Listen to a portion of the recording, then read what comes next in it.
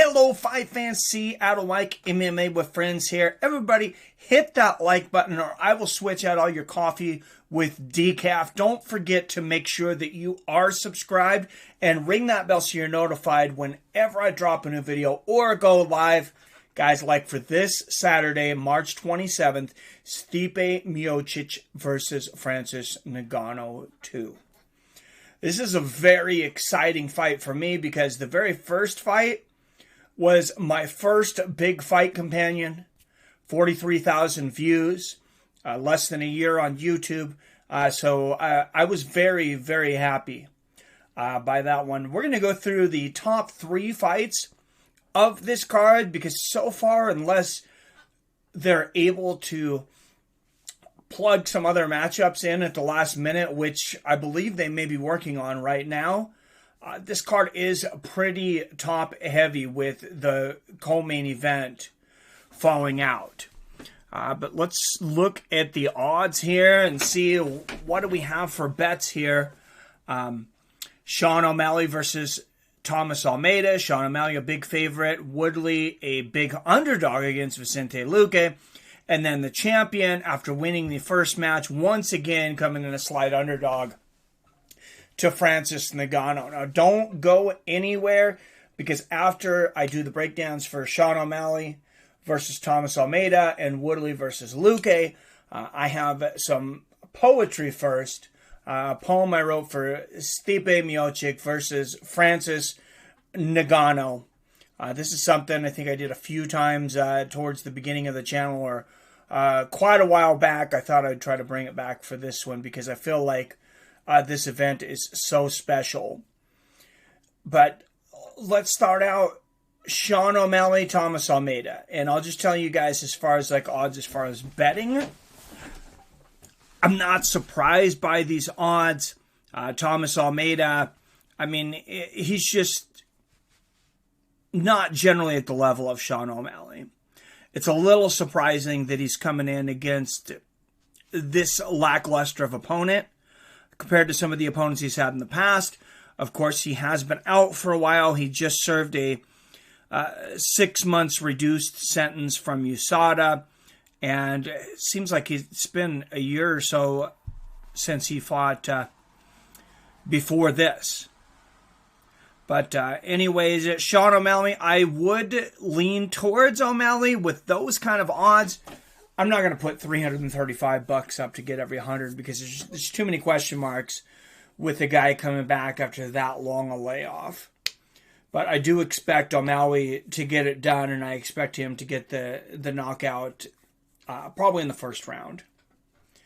Tyron Woodley versus Vicente Luque. I went back and forth about this. Now, Vicente Luque, he's a tough, dangerous dude. And Tyron Woodley, the former champion, he's dropped 3 straight. And not only has he not won a round in those 3 fights, he hasn't won a minute. I don't know if he's won a 15-second span in those fights. And he's just been out-wrestled. And that's been the story. It's just out-wrestling. And Colby Covington, of course, putting the volume on him and the quantity.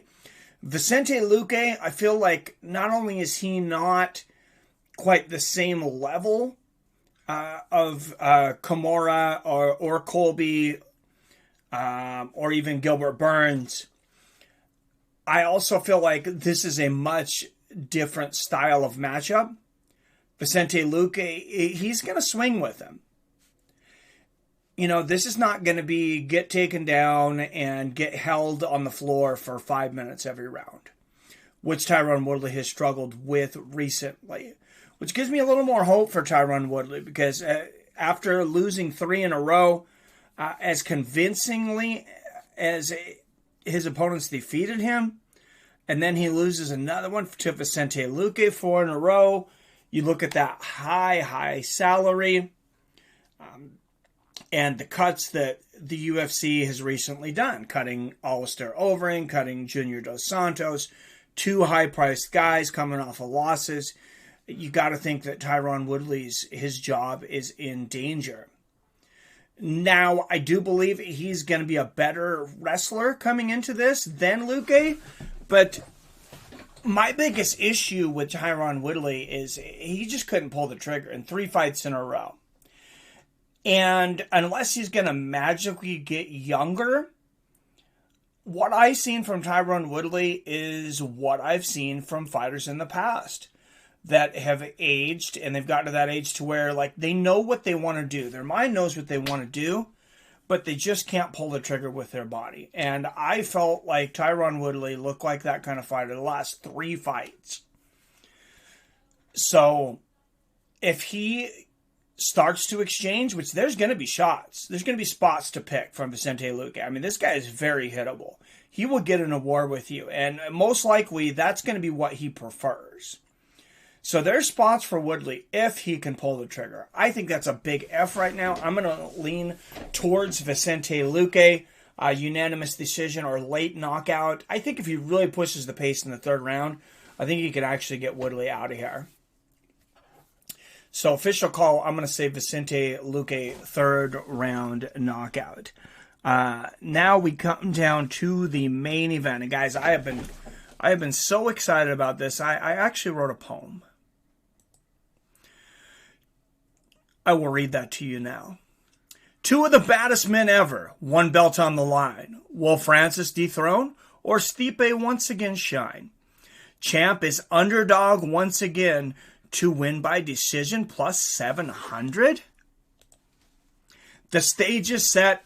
Time to place your bets. Francis terrifying. Power so great. Stipe is older. Just turned 38. Francis was green at UFC 220. Stipe in his prime made fans lots of money. When the dust settles after the brawl, who will be the greatest of all? UFC 260 for a fight fan is heaven. We all can't wait until March 27. I am so extremely pumped for this fight, guys. You guys know I'm a big Stipe Miocic fan. I'm also a big Francis Ngannou fan. I love watching the guy fight. I mean, his story could not be more amazing. Coming from Cameroon, and then being from South Africa, and being caught, being jailed, being deported. I mean, it's like a movie. It's like a crazy movie. And then Stipe Miocic, of course, we know about him.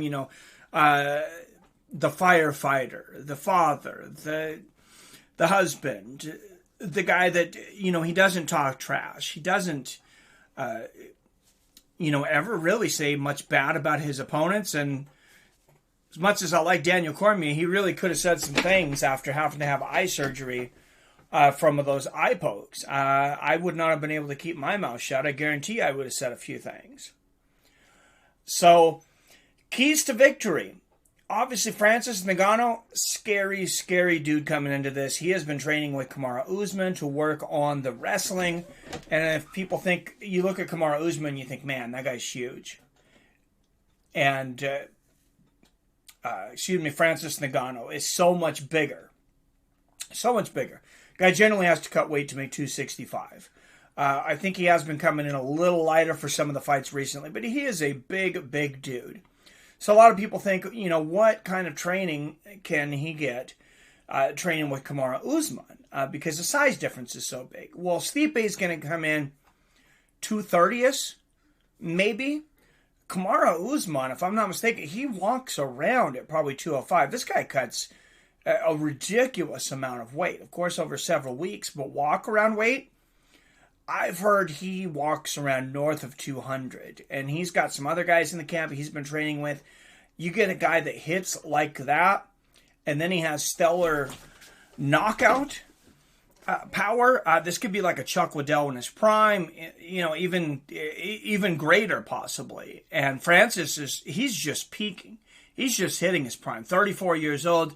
Stipe Miocic just turned 38. It's like, when is he going to start getting old? And we've seen how Francis has used this smaller cage at the Apex Center. Guys run out of room very quickly. Against Jairzinho Rozenstruik, 20-second knockout. The only thing he did was come in and throw 4 left hooks. He moved forward, threw the hook. He missed the first 3, The fourth one landed, and the fight was over. Rosenstruck was completely out of there. Now, Stipe's a more experienced fighter than that. I think he's going to duck underneath. We've seen some things he did in the first fight, wrist control, different things. But Kamaru Usman has been training with Francis, and I'm sure that Francis is going to come in more prepared for some of those things. And maybe I was the only one, but Francis Ngannou actually did a lot better in the first fight than I thought he was going to do. I don't care if he was a favorite on the cards. That was a ridiculous oversight by the odds makers. I don't think he should be a favorite for this one either. I think the odds should be much closer. I would have made Stipe a plus 250 for the first fight. Easy. This one, probably a 150. If not, 130. Yeah, I mean, I would have made him a minus 250, excuse me. But yeah, this one maybe minus 150. I would definitely make Stipe the favorite, but not by a lot in this one. Especially with what Francis Ngannou has done recently. Now, we have not got to see all of this training inside of the octagon, though. You can do all of these things inside the training room. But when the lights are on and say, what have you showed us? Since the first Stipe fight, we've seen, of course, a lackluster fight against Derek Lewis, where Francis was unable to pull the trigger. Then he went out there, he got some mental coaching, and, seemed to come back and just steamroll everybody. But very, very short. We have not got to see him be tested as far as that wrestling. Nobody's really even tried to take him down. He's ended his fights so quickly. We really don't have much of a better idea than we did the first time around. This much I will say. Stipe Miocic, I don't believe is a 7-1 underdog when it comes to a decision. That's ridiculous. If I'm going to make a bet on this, and I know my friend Wyatt Matheson has already made a bet on this, he told me plus 700 for Stipe Miocic by decision. It means you get 7 times your money if Stipe Miocic wins a decision. Why wouldn't you bet that? Francis Ngannou has lost 3 fights in his life, and they've all been to decision. He's never won a decision in his life. To be fair, that's because he's finished every other fight. And, the only guys that were able to defeat him were the ones that, could withstand or stay away from that power the entire fight. So that can be a bit deceptive, but Stipe's already done it. He's already done it. So, that's actually my pick. Stipe, he's going to be running through some real choppy waters in those first couple of rounds. It's going to be extremely dangerous, even more dangerous than it was the first fight. And we've seen Stipe get knocked out by Daniel Cormier. We've seen him get rocked several times by Daniel Cormier. So it's so close. I want to say it's almost a coin toss between the two. But for me, it's a coin toss of whether Francis Ngannou gets the knockout or Stipe Miocic is able to bring this to a decision all the way through. As far as him finishing Francis, Stipe's finished a lot of guys. Will he even try to finish Francis? I don't know. But if he thinks he can ride it through a decision like the last fight, I think that's what he's going to do. Now, this is a leaner, faster Francis Ngannou. I think he's going to have more cardio than that first fight. I thought people were very, very tough on Francis Ngannou from the first fight. He was so green. This guy was very, very green. He did not have a lot of fights, and he had been training to be a professional boxer. Not a whole long ways before that Stipe fight. Over 3 years later now, he's got a lot more experience. If not spending a ton of time inside the octagon. Definitely a lot of time training. He's got a full-time training camp now. He's staying in the States. It's not going to be this strange thing like last time where he ended up traveling to France like right before the event. I don't know what all was going on there, but there were some really strange things going on before that fight. So, as a Stipe fan, I'm very worried for him. I'm very worried. The only bet I'm willing to take, like I said, is the plus 700 on Stipe winning by decision. And if we were able to bet now in Washington, I actually would throw a little money on that. But, if I have to make a pick, I'm going to say Stipe Miocic by decision just because I have to take a pick. But like I said, it's like I'm like 51-49. And that's just because Francis, when he touches you, can put you to sleep. And Stipe Miocic, his chin's been tampered with since that first fight. 3 extremely tough fights with Daniel Cormier. Really, I think took some years off of him. And he just hit 38. So we don't know when he's going to start to look his age inside the cage. I do think he has slowed down a bit already. But, we will see. I'm going to say Stipe Miocic by decision. Let me know what you guys think down there in the comments below. Do you think Francis gets the knockout? Do you think Stipe gets the finish? I'll have a poll up soon. Guys, as always, I love you. I respect you. And I'll see your fine asses Saturday night for one of the biggest UFC heavyweight title matches of all time.